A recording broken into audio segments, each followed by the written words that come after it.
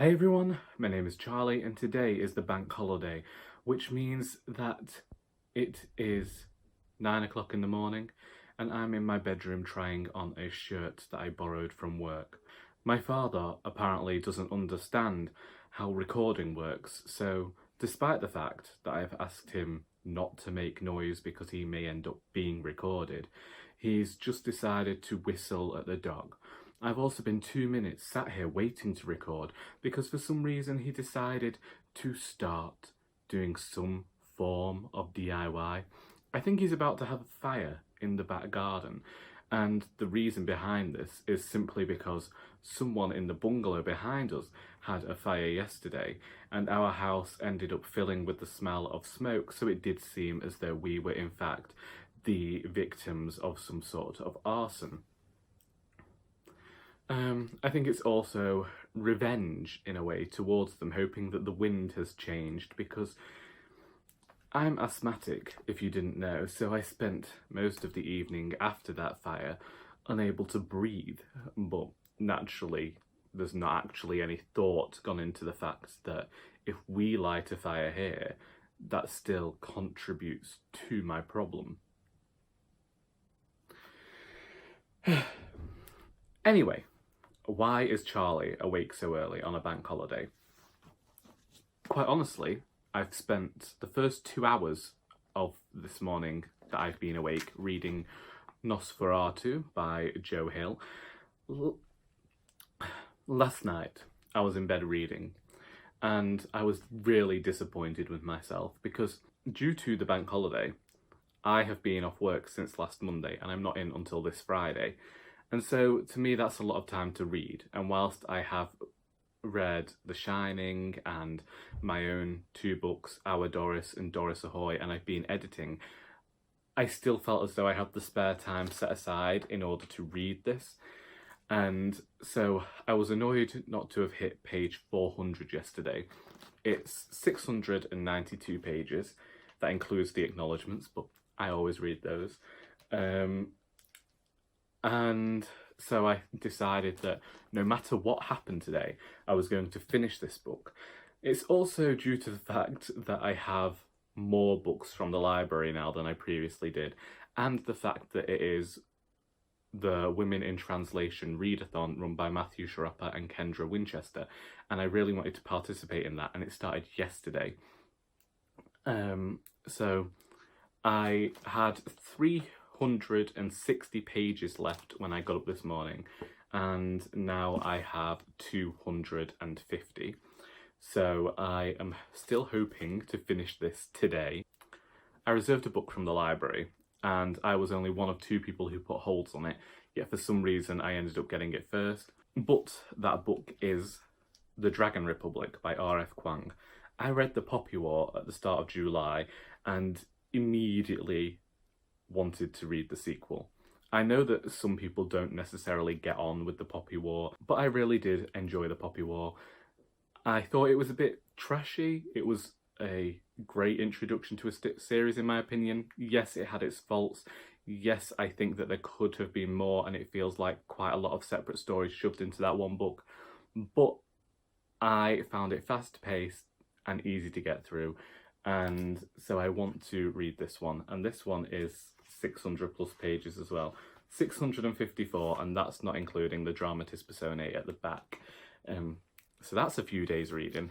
I might have to push that back until September simply because I also have to finish some books, because I don't like going into a new month having not finished the books that I read in the old one. I know that makes no sense, but that means I have A Winter's Promise by Christelle Dabos to finish. I am still 105 pages into this book. I think it's a fast read. I could probably get the whole thing done in a few hours. But once I found out about the readathon, I did kind of want to read it for Women in Translation month, but also for this readathon. I don't have many books on my shelves or on my Kindle that are translated. I went through the library looking for some and could not find the ones I wanted. Naturally, because it's the bank holiday, all of my family have strange hours at work today, so my sister has just arrived home, so I had to allow her some time to acclimatise to the situation of my recording and, you know, basically say keep quiet unless you want your words exposed all over the internet. So I'm hoping to read this book this week. Another unfinished book I have that has absolutely nothing to do with this readathon is The Walworth Beauty by Michele Roberts. I couldn't say how far I am into this book because for some reason I didn't use a bookmark. So far, this man called Joseph has decided to help some man out by interviewing prostitutes so he can talk about the poor. And sorry, I had to look up her name. Madeline, this lecturer, has decided to move house, and she just so happens to move into the house of this Joseph. And so far she's felt a bit of a ghost there, and I feel as though Madeline's story is going to be more interesting than Joseph's. I have this strange relationship with the book because, as we know, I went into Waterstones earlier this year, and it's in a reading vlog. I purchased 4 books. This one I'd never heard of before. I started reading it, and it's told in a very strange style, and I feel as though there are a few mistakes with the history in here, and whilst I've looked them up and I've seen they could have technically happened, I don't feel as though they would have done. So we'll see. I want to finish it. It says that it's an atmospheric ghost story here, but it hasn't had the best reviews online, and I did check because I was thinking of not finishing this one, but I also want to finish it because I did buy it, and it is the only book that I've bought not knowing about previously, and I don't know whether I'm allowing these reviews to colour my own view of it. So I want to finish this one. Another very quick read, I should think. Then continuing with the Women in Translation readathon, I want to read The Faculty of Dreams by Sarah Stridsberg, or Stroudsberg. It's probably Stridesberg. I don't know. This is discussing a woman who apparently tried to kill Andy Warhol. This was originally written in Swedish and released in 2006. It wasn't translated into English until this year by Deborah Bragan Turner. And it seemed a bit experimental. I liked the 20 or so pages I read when I was getting the book from the library. So there's that one. And then on my Kindle I have The Memory Police by Yoko Ogawa. I could not say who that's translated by, but I will leave that information in the description.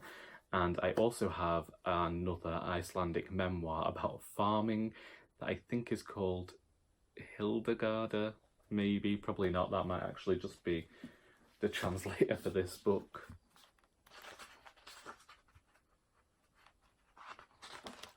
Yeah, that's just the translator for this book. So I have no idea what the book's called, but it's something to do with farming in Iceland. It's a memoir. We all know that I'm the child of a farmer, so I felt like I had to read that one, so I best probably charge my Kindle, actually, so I can do that. But yes, today's plans are to finish reading Nosferatu. I've talked to you now for 12 minutes, so that's 12 minutes I haven't been reading. That's about 24 pages missed. I haven't been reading for about 40 minutes now, so that's nearly 100 pages missed. So I'm going to beggar off now and get some more reading done. After an hour, I've managed to read another 100 pages of Nosferatu, and that brings us to page 530, which means we have 162 pages of this book left to read today. And I'm planning to finish it. I've had a cup of coffee, and I've spent some time fussing a dog who was a bit upset because I'd thrown some clothes downstairs. You know, you want to do the washing, but the dogs won't allow it. Anyway, I realise I haven't actually talked about what this book is about.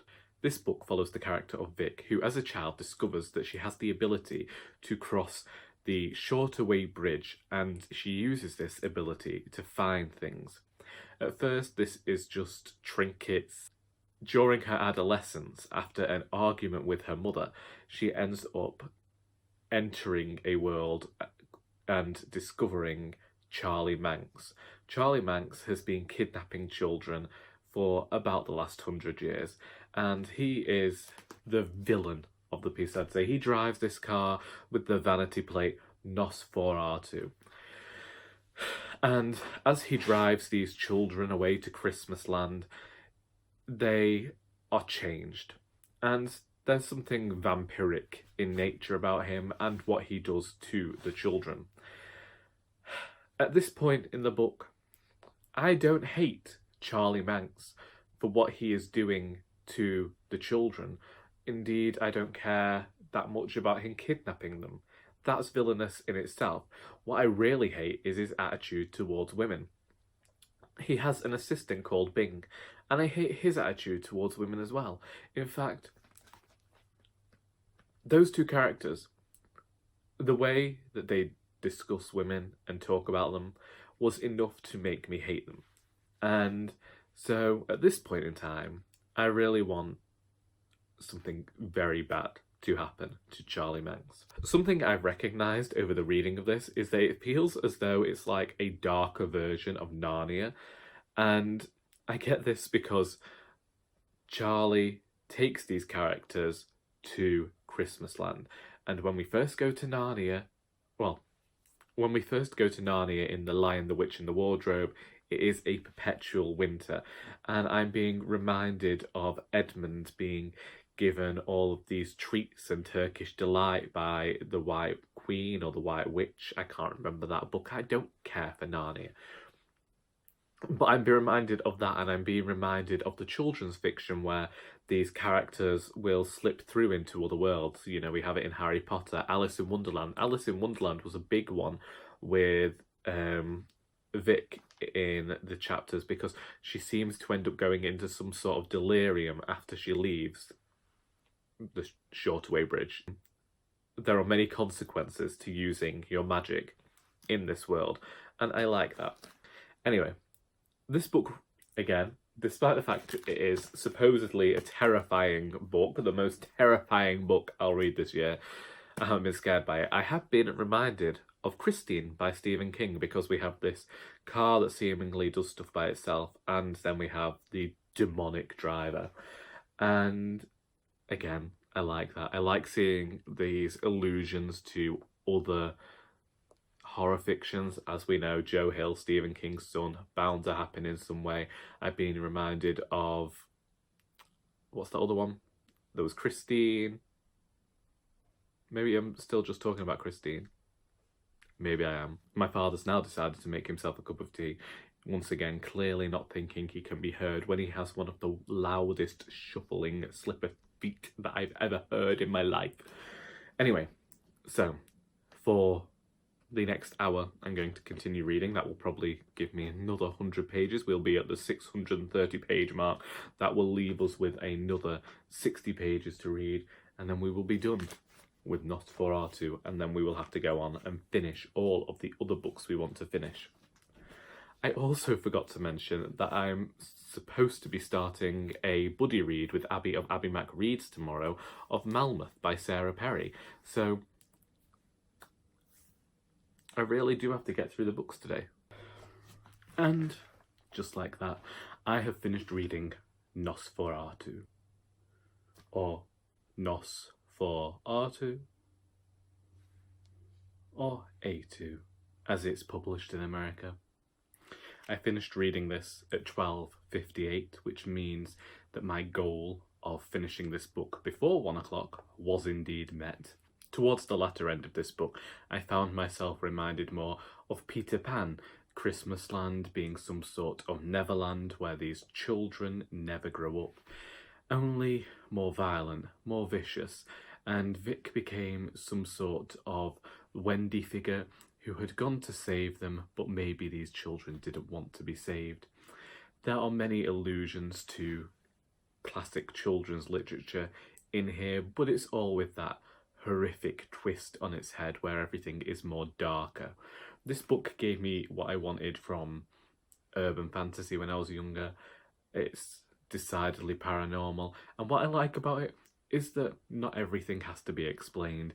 We can rely on our memories of these books that we read ourselves as children and this media we consumed in order to figure out just what Joe Hill is getting at with this book. This book didn't necessarily have the ending that I'd hoped for, but it was still a good ending in my opinion.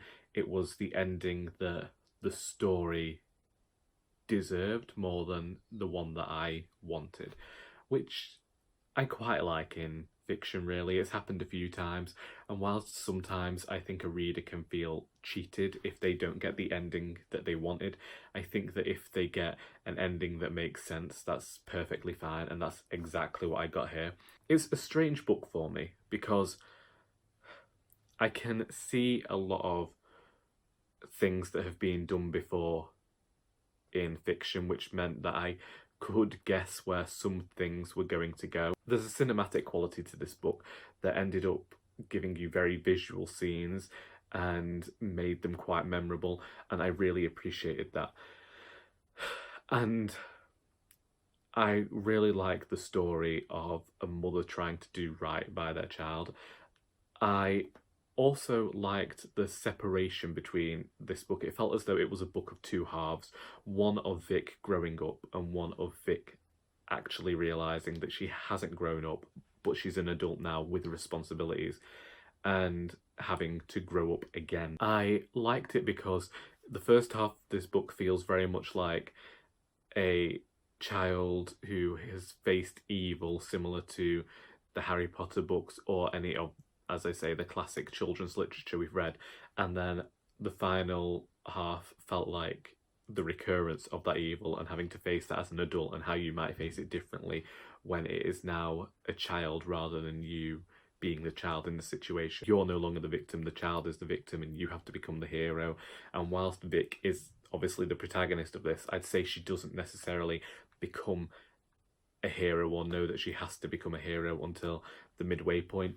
Is she a hero? Is she just a mother? It's a minefield. It's a book that I could see myself rereading. I think that it's definitely going to be one of the favourites of the few horror books that I've read this year. The only horror book I'd say that I haven't necessarily cared for that much was The Exorcist. And even then, it wasn't that it was a bad book, it was just that I didn't find it as terrifying as I imagined I would. And strangely enough, I haven't found any of the horror fiction that I've read this year terrifying or scary, or that I've had to hide the book in a fridge. And so I think that I definitely read Joe Hill again. I like the fact that although it's a 700-page book, hopefully the entirety of the story is wrapped up in this one book, because it definitely felt like a conclusion, a final end to the story, and I like that. I don't mind reading such a huge book if the story is wrapped up and it's done well, and I felt like it was done here. So yeah, definite recommendation. However, now I have to go on and figure out what I'm going to do for the rest of the day, because as aforementioned, it is now only about 1:20, and I do have a lot of books here to read. So I'm questioning reading A Winter's Promise because I'm already 100 pages into this one and I think it'll be a quick read. I would like to get some writing done. I haven't been doing that. However, I don't know whether I'd write the children's book or whether I'd write some of the final Doris book. But then also I have the Dragon Republic here and I really would like to get around to this. So we will see. I want to continue this day of reading. I have more washing to go in the washer and I don't think I'll scare a dog this time because she's up the field gathering sheep. But yes, I may check in with you later. Still trying to air this room out. Still trying. Hoping for the best, getting nothing. Found a dead spider in the window, which just goes to show how long it's been since I opened my curtains. On the hottest day we've had so far in August, I thought it only right to light some candles.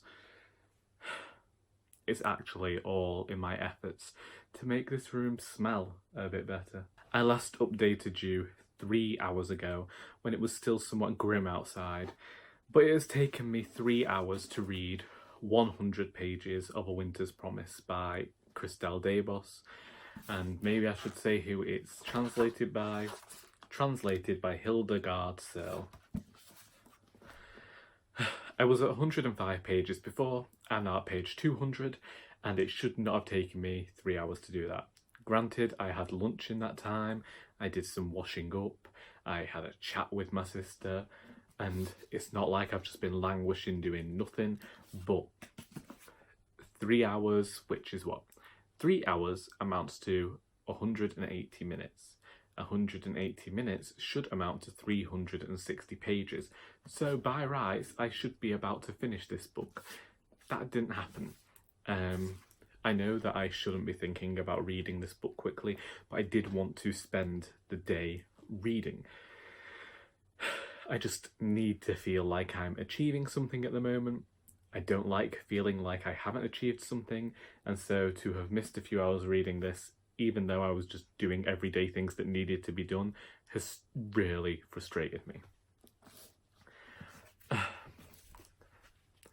I'm also not sure how I feel about this book. I know it's a bit more slow going because I don't have the drive to pick it up. I find that there's this air of whimsy in the story that I like. However, sometimes I also feel as though it's being translated poorly, and there are some issues in terms of punctuation that I've noticed as well, which I don't think anybody else would care about, but for some reason they really niggle at me. And I don't like how every female character seems to hate Ophelia. In fact, I dislike how every character seems to despise the main character, because that only seems to be used to emphasise that Ophelia is such a good, plain woman. I was wondering whether I was going to get some sort of Beauty and the Beast type scenario from this story with the character of Thorn. I have found myself being somewhat reminded of Harry Potter due to all of these fantastical magical things being hidden behind crummy backgrounds, and in settings that you wouldn't necessarily expect them. But otherwise, at the moment, I am finding myself more than underwhelmed by the book, and I do feel somewhat sorry for Ophelia, but at the same time I am just struggling to grasp where this story is going, because we're 200 pages in and I don't feel as though I'm any further on with the story other than Ophelia's been promised to be married to Thorn. We've now discovered that it's something to do with the politics of where he lives on this other part of the arc, but then the same sort of thing is coming up as to, but 200 pages in, I feel like I should know more than that. And this is a 492 page book. This is nearly 500 pages, and so I feel like there will be a bit of a twist in the tale at the 250 page mark, but I don't seem to be heading there. It's very slow. It's whimsical, yes, it's fine, but that's all it is. It's just fine at the moment. And yeah, I don't know whether I'll be finishing it today, because I do find it incredibly difficult to want to read this book. It's now Tuesday morning, and I hadn't planned on this vlog going over one day. I planned to actually call it a day of reading. But in that day of reading, I wanted to actually finish the 2 books that I'd chosen to read. The last clip that I recorded was taken at 5 o'clock in the evening, and I still had 200 pages to go of A Winter's Promise by Christelle Dabos. Now, according to a review that I saw last night, I should actually be pronouncing that last name Dabos, but I have no idea, and I think that people might care more about my useless northern voice than actually pronouncing the name correctly. However, I will endeavour to do better in future. This is a slog.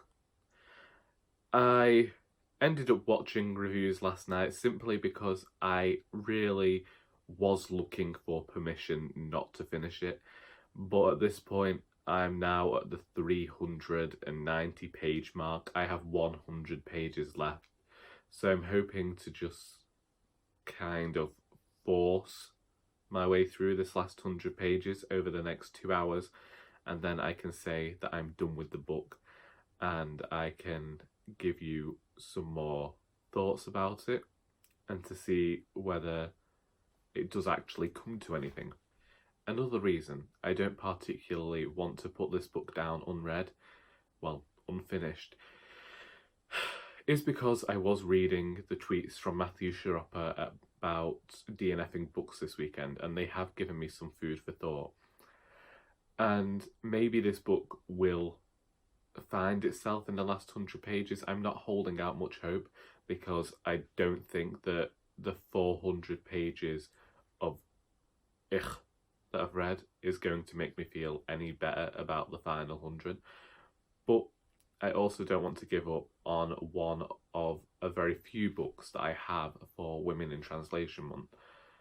And so whether or not I dislike the book or not, by reviewing the book and sharing the book, that is promoting it in some way. At least that's how I feel. In one of the reviews that I was watching, and I believe it was by Wild Book Garden, she said that she did not find any problems with the translation. Yet I found quite a few. There are times when the sentences seem to have been translated verbatim, which means that in English it doesn't read that well. And I found that sometimes the language can end up becoming quite droning, is the only way that I can put it.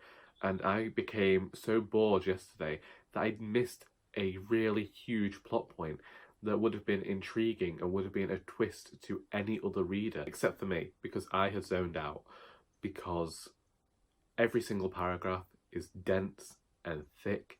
And it's not that I have a problem with dense writing, it's just that there is nothing active in the prose. It feels very passive, it feels very boring and droning, and it's not for me. I know that it's not for me, and I would have given up on this book if it hadn't been for the fact that I don't want to put this book down, I don't want to call it unfinished, and I want to be able to say properly why I am not engaged in this book and in this story. It's the prose, it's the fact that there isn't a single nice character.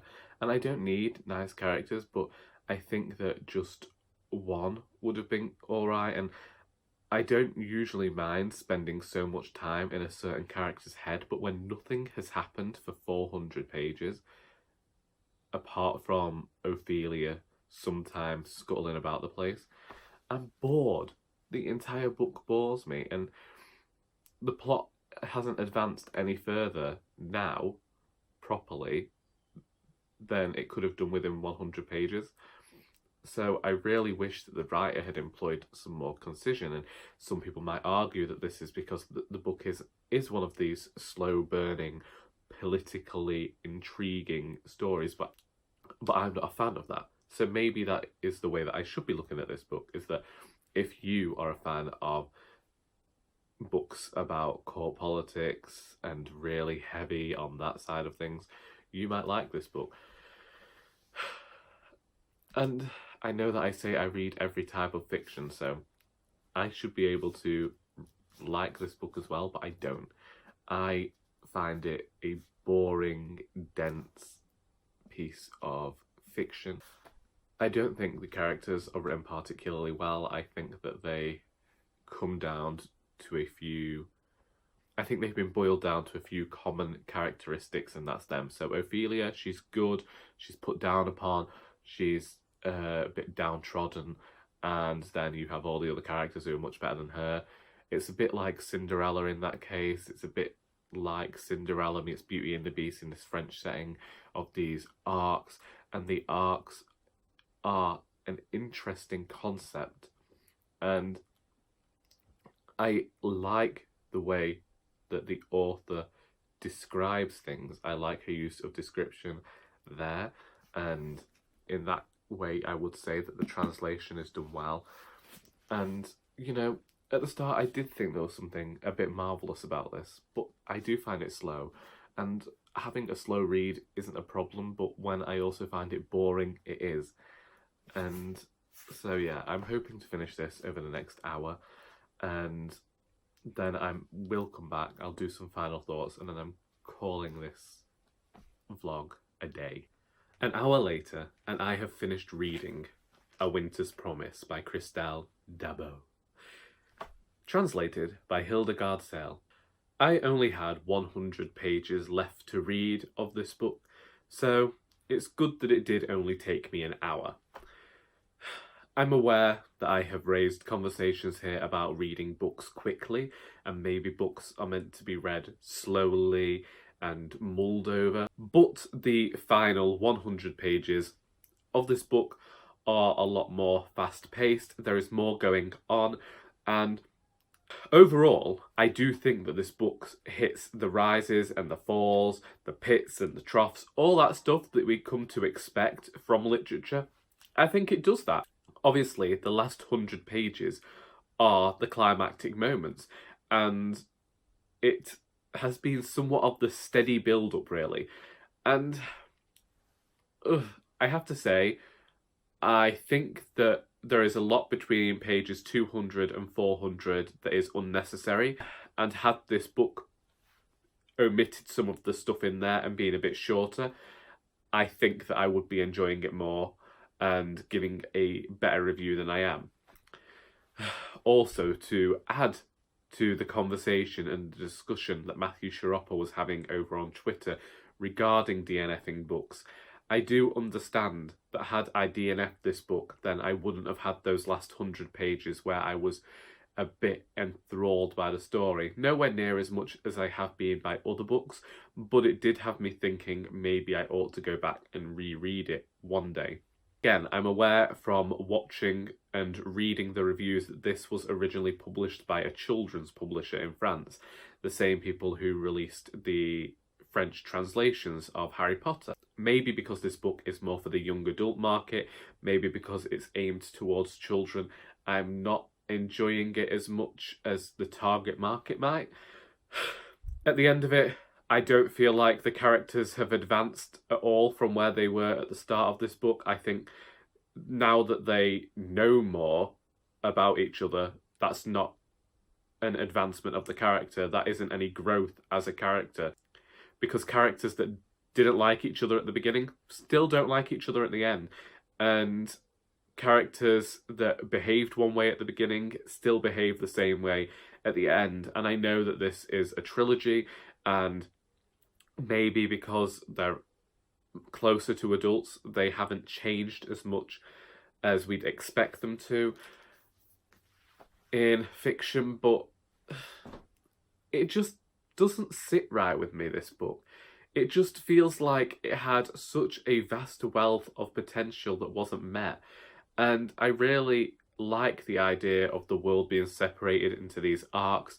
And over the last hour, whilst I've been reading it, I've been questioning whether the reason that all these characters are venomous and viperous towards each other is because they are part of this family, and because the family feuds are rife, because they're all trapped on these arcs and everybody's striving for the top. There is a lot of talk about class in here and the politics that's surrounding the court, which I appreciate somewhat. However, it's also one of the stories that I dislike. I dislike seeing people being put down upon, and that happens a lot to the main character in this book.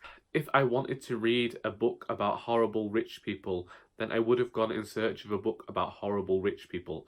And that's all this is, really. And is it supposed to be some sort of allegory for the French Revolution? Am I going to get to the final book in this series and hopefully all of the horrible, horrible, horrible people are going to be killed off? Because I could stick around for that scene if that's coming. I know that the book's out in France, so if that has happened, let me know. Because we all know that me, Charlie, I don't particularly care for spoilers. Ever since I had a major scene spoiled for me in the Game of Thrones, A Song of Ice and Fire series, I don't care about spoilers. Actually, I need to go back further than that. My next door neighbour told me who died in Harry Potter and the Goblet of Fire. Also, sorry for maybe spoiling the fact that somebody dies at the end of that book, but I think it's been nearly 20 years. You can cope. So, Would I recommend this book? No. However, I can see certain types of people would enjoy this book. If you like a book about court politics and something that's slow and doesn't really move anywhere, then you might like this book. I thought that this book was going to be more whimsical from the start. I thought it was going to remind me of Neil Gaiman's writing, and I was looking forward to that. That's not what I got. I'm not disappointed because I didn't get something that wasn't promised to me. No, that's not my problem at all. I could have got on board if I thought it was good. Unlike some of the other books, I am going to keep it, and I think I could reread it in future. For no other reason than the start of this book had promise, the end of this book had promise, and there may be something there. I always talk about the first time that I had Harry Potter read to me when I was younger, and I liked hearing it. Then I tried to read it myself and only got a certain part of the way because I found it boring. And then when I went back to read it again, obviously I was on board with the series. And sometimes that's what I need. It happened with the 13th Tale. Sometimes I have to go back and I have to read a book again to fully appreciate what it was doing. And I think I might have to do that here. However, at this moment in time, I did not like this book. I did not like the process of reading it. And I am currently going to be putting it back on my shelf and leaving it for a while before I consider going out, getting the sequel and becoming embroiled in this world again, because I question whether this is a trilogy that could have been one book and was just stretched out to eke every bit of coin that they could, because, as I say, characters don't really move anywhere. And after 500 pages, you're only just about to get into the story, and then the story stops. So, yeah. As a first book in a series, it's subpar. I didn't enjoy it, but I'm going to keep it for now and see how I feel at a later date. As many of you know, I actually do a coordinated TBR now. So last year I did it. Last year I did the first round for autumn, then I did another round in June, and that was one of the books off there. So I only have one book left now because I chose to DNF Liminal by B. Lewis. So that book is The Walworth Beauty by Michele Roberts, and I think that I'm going to read and finish this one today because I have been asking for coordinates on Twitter for a new coordinated TBR. This is also to help me get the books on my shelves to 0. I want to be able to... I want to have read all of the books on my shelves. I know this isn't the dream for some people, but it is for me. And also, I don't have any money, so I can't really be going out and buying books anyway. So I just have to read the ones on my shelves or get them from the library. And basically, I now have 20 books left to read. That might look like a lot, having watched my unread books video, but because of that video, I ended up going through and doing an unhaul because I didn't like the idea of there being more than 60 books on there. Quite a few of them I'd borrowed from the charity shop anyway, or they'd been gifts that I didn't want, and there were books there that I never had an interest in. So, I'm sorry about it. I have obviously read some of the books on those shelves. I don't know how I'm going to feel about The Walworth Beauty because so far what I've read I've not really gelled with, but it's also the only book that, as I say earlier in this video, the only book that I have purchased this year that I didn't previously know about, so I feel as though I want to read it just to see whether Charlie actually has any taste at all. Anyway, the reason I mentioned my coordinated TBR, where I ask for numbers between one and another number, is because I am saying to you, if you would like to send me a number between 1 and 20, please feel free to do so. I'm considering stopping the coordinated TBR at 10 because I feel as though that's a manageable number, and that also gives me a chance to go out and pick some more books. But I have been reading on average more than 10 books a month because I have no life at the moment. So feel free to send me any coordinates between 1 and 20, and I will create some sort of TBR from that. Anyway, how has it felt to be with me for a day of reading? It's strange that that is all I'm doing with my time, that the way that I'm spending my time at the moment is just reading, but, you know, I'm waiting around on things to do with my own books, and I just don't. I'm currently working on something with the final Doris book, but I also want to get through a lot of books by the end of August, basically, so that's all I'm going to do in my time, is read. Read, put a book down, repeat. If you've read any of the books mentioned in this video and would like to discuss them, please feel free to do so in the comments. I hope you enjoyed this video, and until next time, that is all.